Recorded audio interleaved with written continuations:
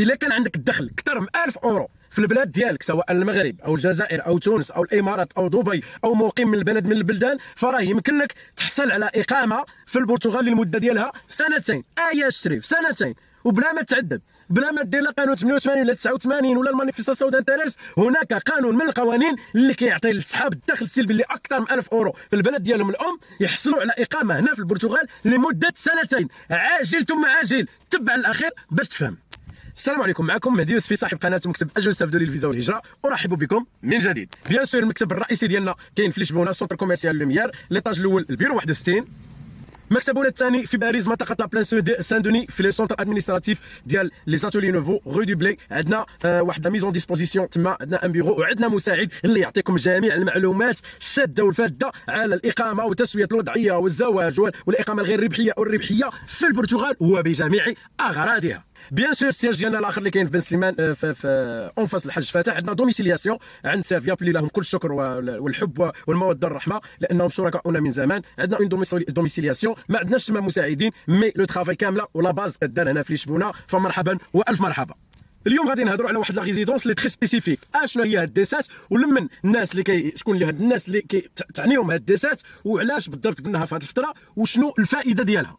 بون، اول حاجه ديسات كيتعني بها يعني واحد الاقامه اللي فيها سنتين، اللي التاشيره ديالها كتخاد ضروري ان فيزا دو تيب دي دانستالاسيون اللي كتخاد في البلد الام ديالك اللي هو المغرب ولا الجزائر ولا تونس. مالغري عندك فيزا سي ولا ما عندكش فيزا سي، هذا لا يهم، وانما هذا الفيديو غادي نشرحوا فيه اون ديتاي ديسات شنو كتعني.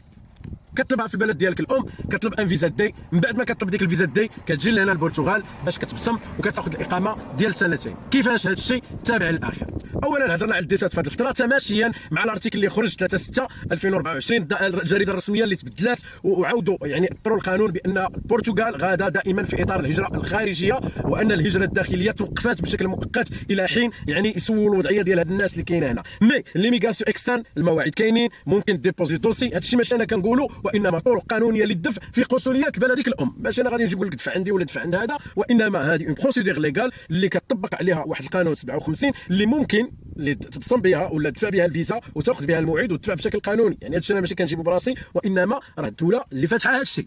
الناس اللي معنيين بهاد الديسات، الناس اللي عندهم المتقاعدين، عندكم الدخل اكثر ب 1000 اورو. انا كنقول 1000 اورو، ما بغيتش نهضر بالدرهم باش ما يعني باش ما نستهدفش الطبقه اللي كاينه في المغرب، راه كل شيء ممكن يتقدم لها.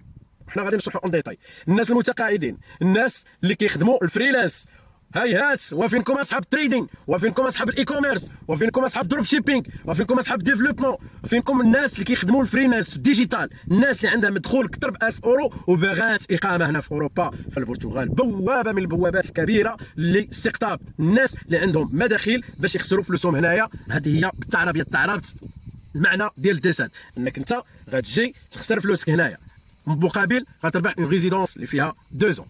كذلك الناس اللي عندهم شركات، الناس اللي عندهم ريجستر كوميرس، الناس المقاولين كاملين، حتى الناس اللي خدامين عن بعد، حتى هادو الناس مستهدفين هذه الفئه اللي ممكن تقدم على الديسات. هاد الديسات هي واحد الفيزا اللي كتطلب، الشروط ديالها كما قلت لكم ضروري يكون عندك دخل اكثر من 1000 اورو وتكون واحد من هذه الفئات. ثاني حاجه ما خصكش تربطك شي حاجه بالبلد ديالك الام، يعني تقدر ديبلاصا هنايا اغوش ادغوات. يعني الا كنتي مربوط نتايا بشي خدمه ممكن تجيب انك كتخدم واحد، ممكن تخدم تيلي ترافاي ولا ممكن دير هذا العمل عن بعد، لان لوبجيكتيف ديال هاد لا ريزيدونس انك خصك تجي تعيش هنايا واحد المده وواحد الفتره باش كومسا تقدر تجدد الاقامه من 2 ل3 سنين، ومن بعد هذا الشيء كامل عندنا 5 سنين ممكن تدفع الجنسيه هنايا. يا الشريف عاجل ثم عاجل. بون ديك ال 1000 اورو غتسولوني واش غير الدخل ديالي من شركه ولا المدخول ديالي. شوف 1000 اورو ولا اكثر، المدخول ديالك الانكام ديالك اون جينيرال، سواء كان عندك كرا، سواء كان عندك اراضي، سواء كان عندك، المهم حنا الانكام ديالك كنجمعوه كنلقاو فيه اكثر ب 1000 اورو ممكن ترشح وتقدم. الامتيازات ديال هذه الاقامه بيان سور الا جيتي قلبتي الاقامه هنايا راه ممكن ديرها انت وولادك، ولا ممكن تاخذ لا ريزيدونس ودير لهم تجمع وترغروبيهم هنايا. ثاني حاجه من بعد 5 سنوات ممكن تحصل على الجنسيه، والاهم الا تزاد لك ولد هنايا وانت عندك اقامه ولدك ياخذ الجنسيه البرتغاليه.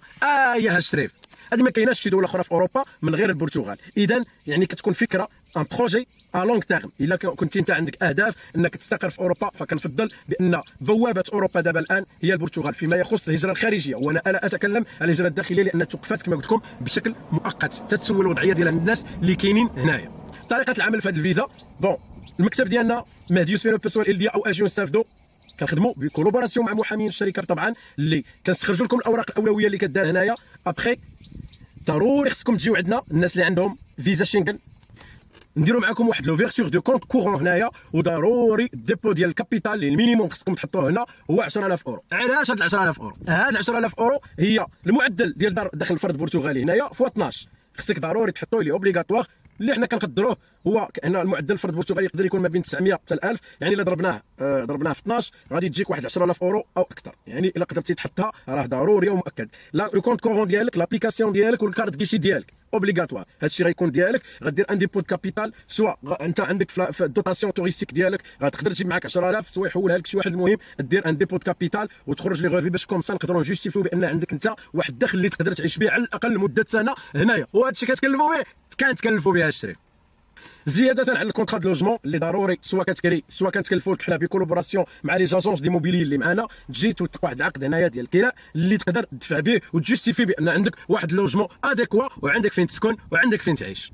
بيان سور لاسيغونس ديال تيب دي لي سبيسيفيك اللي خصها تكون باش كومسا تقدر تقبل لك الفيزا، عاد زيد لها لي ريزيرفاسيون وزيد وزيد وزيد. بالنسبه لهذا لو دوسي كومبلي حنا بيان سور كولابوراسيون مع محامي الشركه كنتكلفوا لك بهذا الشيء من ا جوسكا زد. بيان سور لان هذه الفيزا كتكون فيزا في الاول ومن بعد كتاخذ الفيزا دي فيها كيكون فيها لو رونديفو ديال البصمه. يعني راه اوتوماتيكمون من كتجي كنصيفطوك مع محامي الشركه كتاخذ لو رونديفو ديالك وكنديروا لك واحد لا بريباراسيون دوسي هنا لي سبيسيفيك باش كتمشي تبصم وتاخذ لا ريزيدونس. يعني هادشي اللي كنهضروا عليه ماشي غير الفيزا، كاينه ان فيزا دي وكاينه اون ريزيدونس ديال 2 باذن الرحمن الرحيم. للعلم حنا ما كنطبعوا فيزا ما كنتبعوا اقامه. هادو فيديوهات تسويقيه لواحد المنتوج اللي كنكوميرساليزو ان برودوي تماشيا مع قوانين اللي مفتوحه حاليا. بلاش تقولوا لي زعما انا كنبيع الفيزا ولا كنبيع الاقامه، نو حنا ما كنتبعوا فيزا ما كنتبعوا اقامه، وانما كنديروا واحد لا بريستاسيون سيرفيس في واحد لو تيب ديال الفيزا اون كولابوراسيون مع محامين الشركه اللي كيخول لكم تاخذوا ان فيزا دي ومن بعد من كتجيو هنايا كتقلبوها اون ريزيدونس.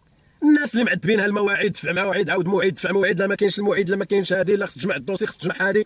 هاد الفيزا الا انت كنتي انتريسي بلوروب واشاك فوا غادي جاي فهاد الفيزا غادي تحل لك المشكل ديال رونديفو وما ادراك ما مشاكل المواعيد في البلد ديالكم. كاين الموعد الله يسر اللي كيوصل الاثمنه خياليه واللي حنايا راه فريمون ضد داك الشيء. حنا راه تماشيا مع هذا الشيء كامل كنلقاو لكم حلول باش تدفروا الاقامه ديالكم باش كتيفيتيو اخذ المواعيد من يعني كل مره كتمشي خصك رونديفو كتكمل لك الفيزا خصك تجدد كتكمل لك. وثاني حاجه الفيزا ما كتخولكش تجلس اكثر يعني ب 90 يوم في الاراضي ديال التريتوار شنغن، ولكن الاقامه راه ممكن تفوت 90 يوم وممكن تروغروبي وممكن تانتيغرا هنايا وتنتايا تستثمر ودير حوايج اخرين.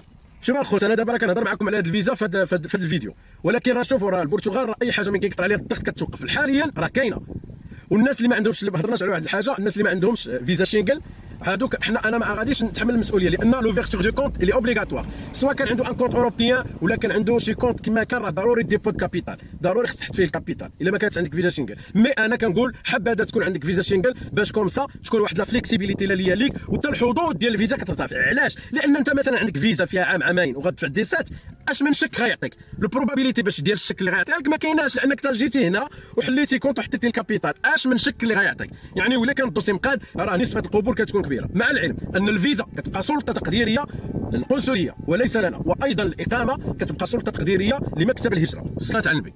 باش ما نطولش عليكم هذا الفيديو، الايماي اجيو استافدوا داسات اللي بغى يخدم معنا فوالا خلونا ايماي الله يرحم لكم الوالدين، الاسم ديالكم، السن، الحاله العائليه الله يرحم لكم الوالدين، المهنه ديالك، واش ممكن تحط الكابيتال هنايا. هادو هما الشروط اللي كاينين. كانوا فيك هاد الشروط راه واحد من المساعدين ديالنا غيتواصل معك عبر الايميل الله يرحم الوالدين بلا ما تدخلوا الواتساب ديريكتومون، لان عندنا بزاف ديال الموتيف خدامين لهم وكل مساعد خدام في حاجه لان كنبيرتورباو. خلونا لي دوني كما قلنا لكم والله يسهل الامور بالتوفيق. الا كان فيك الشروط فمرحبا والف مرحبا. وبالنسبه للموعد كل شيء راه كنتكلفوا به حنايا. والصلاه على النبي.